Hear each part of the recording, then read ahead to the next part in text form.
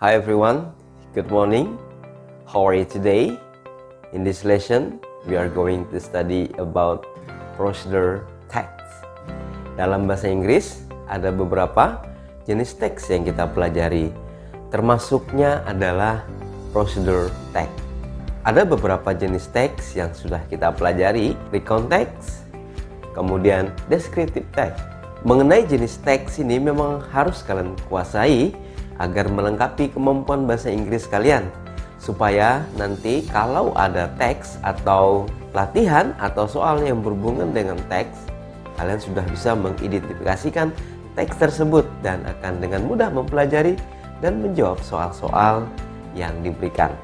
Oke, prosedur teks ini adalah contoh yang paling sering kita lihat adalah resep makanan, kemudian ada tutorial cara membuat sesuatu atau cara mengoperasikan komputer, kemudian instruction ya atau instruksi-instruksi lainnya yang memiliki steps atau langkah.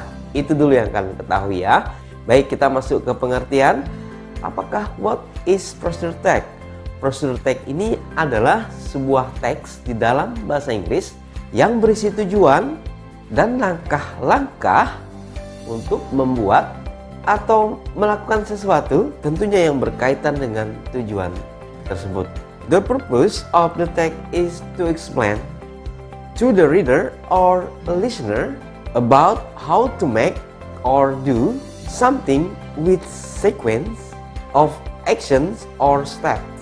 Jadi tujuan dari teks ini adalah untuk memberitahukan atau menginformasikan atau menjelaskan kepada pendengar atau pembaca tentang bagaimana cara membuat sesuatu dengan langkah-langkah tertentu. Nah, bagaimanakah generic structure of procedure text atau struktur generiknya? Yang pertama adalah goal atau the goal of the text. Letak dari goal ini adalah di judulnya ya, title. Contohnya adalah how to make omelette, how to make noodle, and etc. Kemudian yang kedua, materials atau tools atau ingredients. Material ini adalah misalnya jika kita membuat atau masakan, ada onion, ada vegetables, ada garlic, ada salt, and etc. Atau cara membuat sesuatu itu menggunakan tools.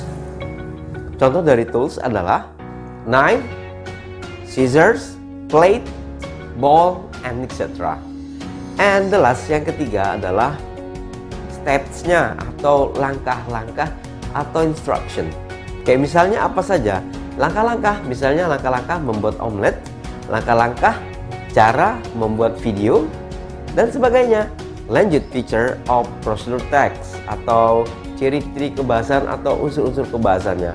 Yang pertama adalah menggunakan simple present tense ya. Jika belum jelas bisa memperhatikan postingan berikut ini yang berhubungan dengan simple present tense. Kemudian yang kedua adalah menggunakan imperative sentence atau seperti kalimat perintah seperti don't make, turn on, cut into slices, and etc. Kemudian yang ketiga, menggunakan connective of sequence, menggunakan konektor untuk urutan ya, sequence. Misalnya then, while, next, firstly, in the end, etc. Yang keempat, menggunakan action verb atau kata kerja aksi yang melakukan satu kegiatan. Misalnya turn, plug, put, and etc. Dan yang terakhir, yang kelima adalah menggunakan adverb. Misalnya slowly, carefully, and etc. Oke, next, yang berikutnya adalah saya akan memberikan kalian example bagaimana sih bentuk-bentuk dari prosedur text itu. Contohnya adalah sebagai berikut. Ini adalah contoh dari prosedur text. Bisa dilihat di gambar atau slide ini. Ada 3 generic structure-nya. Yang pertama adalah the goal.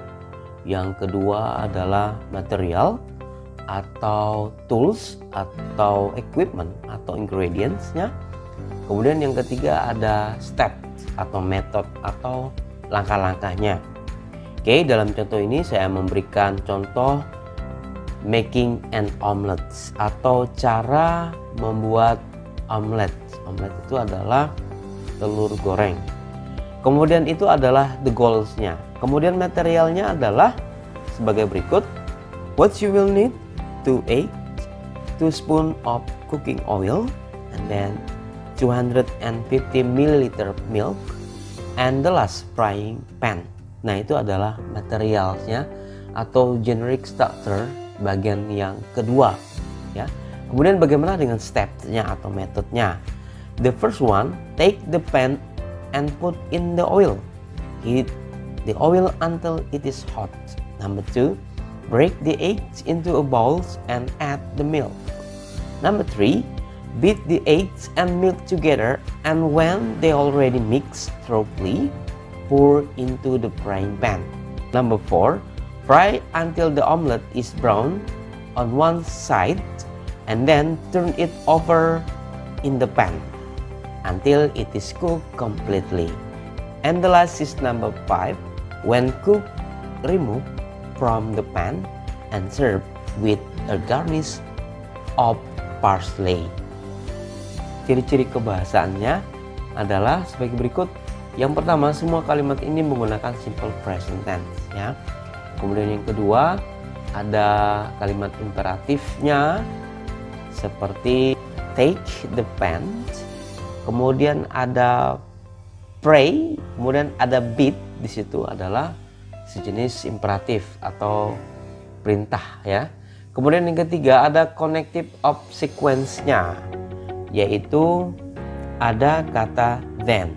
Kemudian yang keempat menggunakan action verb. Action verb-nya ini seperti take, kemudian ada break, kemudian ada beat, fry, kemudian ada cook, dan sebagainya.